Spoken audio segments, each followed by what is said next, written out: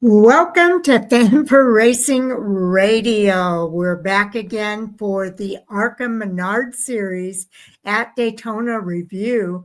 And it's pretty exciting that it was a pretty exciting race, but there was a lot of attrition. And so we'll talk about that as we go through the race with you. Brendan Butterbean Queen won the race, and it's going to be exciting to talk about this. I had talked to you about the inexperience and exuberance of the drivers in the Truck Series from last year. Well, we saw some of that in the ARCA Menards Series this year. Just to go over some of the information that I have here.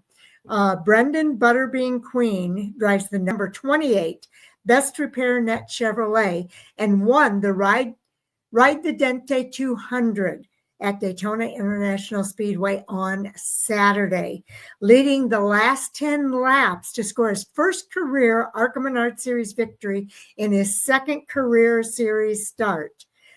His only other previous ARCA Menards Series start was in 2019, and that was also a race at Daytona, but he finished 29th in that race due to a crash after 49 laps.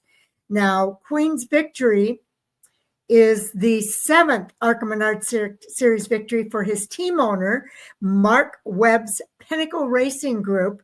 He's won with drivers like Luke Fenhaus in 23, Connor Mosack, and Connor Zilich in last year's season. The two times ARCA Menards Series East champion, William Sawalich, driving the number 18 Starkey Toyota, finished second in his first ARCA Menards Series start at the Super Speedway, and Sawalich led twice for 29 laps, the most of any driver in the race. Jason Kitzmiller, well, he drives the number 97 ALL Construction Chevrolet. He finished third, his career best ARCA Menards Series finish. It's just amazing how many people were left at the end of this race. LeVar Scott, he drives the number 6 for Max Siegel Rev Racing Chevrolet. He finished fourth, and it's the second time in 3 series starts at Daytona International Speedway that he's finished in the 4th position. So it's amazing. 4-time Indianapolis 500 winner, Helio Castroneves, in the number 82 Wendy's Chevrolet. He had a very rough day, and his race ended pretty much the way his day went. He finished in 5th place in his first ARCA Menards Series start. Castroneves in a team car to race winner Brendan Queen rallied from involvement in 2 separate on-track incidents to battle for the lead late in the race for settling for 5th. And I will tell you, he ended up, even though he finished 5th, after the checkered flag, he still had another incident. So it just was a rough day for Helio Castroneves. Now, Cole Raz, we talked about him when we did the preview. He drives the number 76 Cyclone Renewable Truck Stops Ford. He finished in 6th place in his career ARCA Menards Series start, his first career ARCA Menards Series start. Raz won the ARCA Menards Series West race at Kevin Harvick's Kern Raceway last April. AJ Moyer, driving the number 88 Rivers Edge Cottages and RV Park Chevrolet, earned his best career series finish in 7th. And Moyer is the son of the 1981 ARCA Menards Series champion, Larry Moyer. So second generation driver there, and happy for him with his finish. Andy Jakowiak, driving the number 73 Claas Motorsports 4, rallied from involvement in the first incident of the race to finish 8th.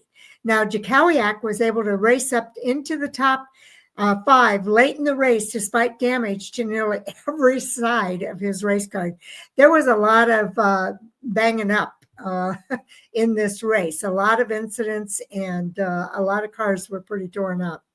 Ryan Roulet, driving the number 67 VFW Ford, earned his second career top 10 finish with his ninth place spot. Roulet, who is an active member of the United States Air Force, recovered from mechanical issues that forced him to miss the drop of the green flag and left him a lap down by lap 2. He received a free pass on the first caution in lap 3, and that put him back on the lead lap. Bryce Hagenberg, driving the number 06 North Dakota State University Toyota, finished in 10th place. It was his first top 10 finish since he finished 10th at Salem Speedway back in 2022. All three of Hagenberg's top 10 results are 10th place finishes. Queen unofficially leads the ARCA Menards Series championship points by just 3 points over William Sawalich and by 6 points over Jason Kitzmiller and Scott, who are actually tied for that third place spot. There were 7 caution flags for 33 laps, holding the average speed to 96.450 miles per hour. There are also 6 lead changes in this race among 6 drivers, and Sawalich led 29 laps. Wallace Allen in the number 20 Auto Park at Toyota led 26 laps. Scott and Queen each led 10 laps. Hagenberg had 4 laps led, and Scott Melton in the number 68 Melton McFadden Insurance Agency Ford actually led 1 lap. The margin of victory for Queen was 0.094 thousandths of a second. The next race for the ARCA Menards Series is at Phoenix Raceway on Friday, March the 7th.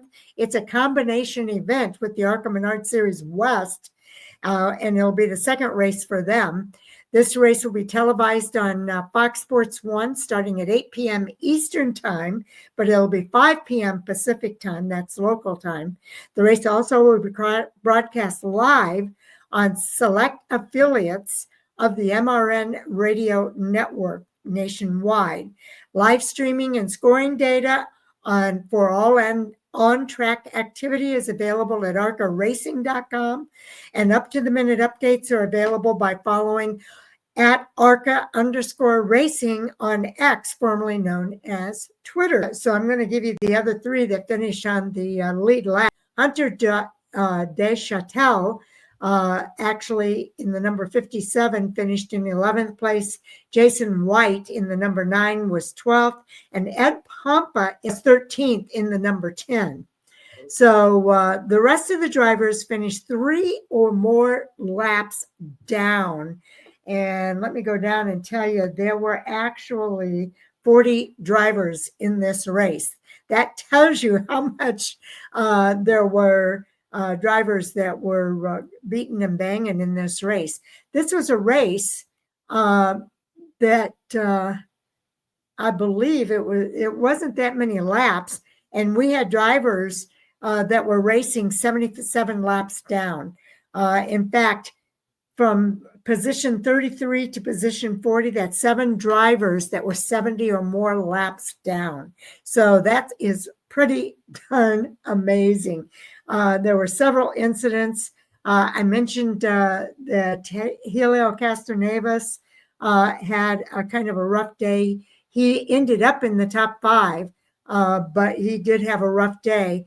A couple of drivers who their positions do not really reflect how well they were racing before they were caught up in incidences.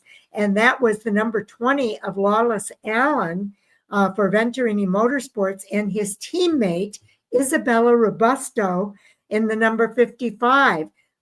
They were really contending up in the top 5 for most of the day. But once they got caught up in an accident, it kind of ended everything for them, and it opened the door for other drivers to be up there in that top 10. I will say William Sawalich was up in the top 10 for most of the day, as was Cole Raz. I know those 2 were racing up in the top 5 or top 10 for most of the day. So it was a pretty exciting race. Again, if you get a chance to watch the replay of this race, I would really, really encourage you to do that, as well as to catch the next race on March 7th. It's going to be out at Phoenix Raceway, that combination event with the ARCA Menards Series West. There are several of those this season, and I think everybody will really enjoy. But all three of these series on the ARCA Menards Series platform.